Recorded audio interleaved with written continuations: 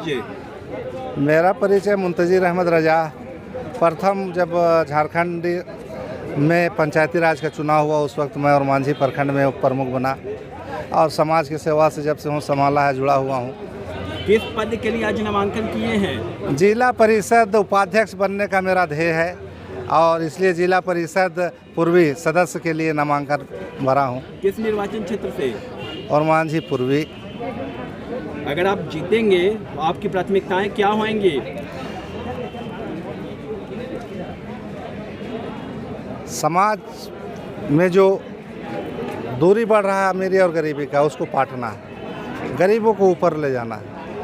उनको ऊपर ले जाने के लिए उनके शिक्षा के स्तर में सुधार करना पड़ेगा।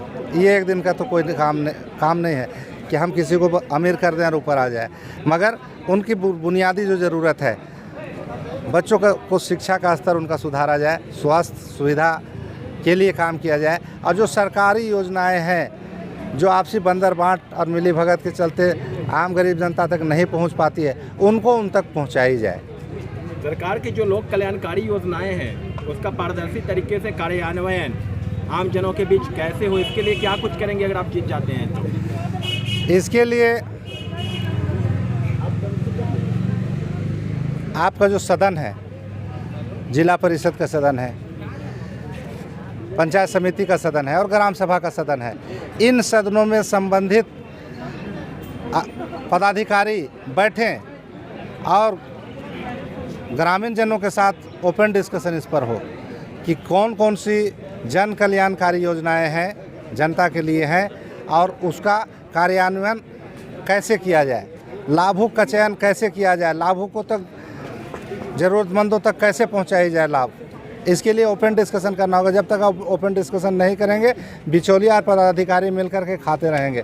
मैं गर्व के साथ कह सकता हूं कि पहला जब मैं 5 साल टर्म में रहा उस वक्त जितना तक हो सका बहुत पारदर्शी तरीके पर काम किया, किसी को किसी तरह का बिचौलिया नहीं बनने दिया। मुंतज़िर जी, आप त्रिस्तरीय पंचायत के त्रिस्तरीय निर्वाचन के आप पूर्व में प्रतिनिधि रहे हुए, अगर आपकी माने तो आपकी कोई महत्वपूर्ण उपलब्धियाँ?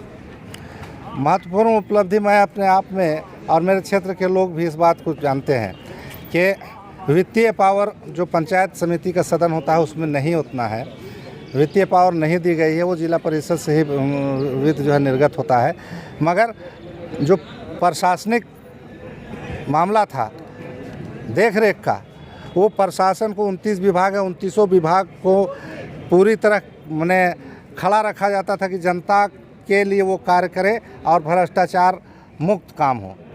ये काम, ये उपलब्धि रही है जो जिसे और मांझी की जनता गवाही देंगे। मुंतज़िर जी, निवर्तमान जो पार्षद वहाँ रहे हुए हैं, क्या वो जन आकांक्षाओं पे खड़े नहीं उतरे हैं?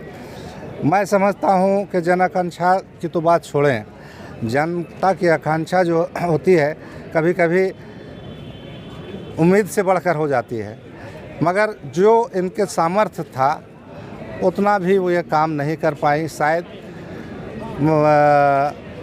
ये प्रशासनिक नियम कायदा कानूनों की जानकारी का अभाव कहिए या व्यवस्था की गड़बड़ी।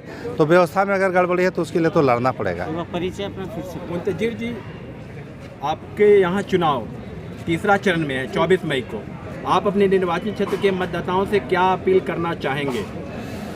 मैं अपने निर्वाचन क्षेत्र के माता बहनों भाई बंधुओं से यही अपील करना चाहूँगा कि आप ये लोकतंत्र का जो पर्व है इसमें जिम्मेदारी के साथ निकलें।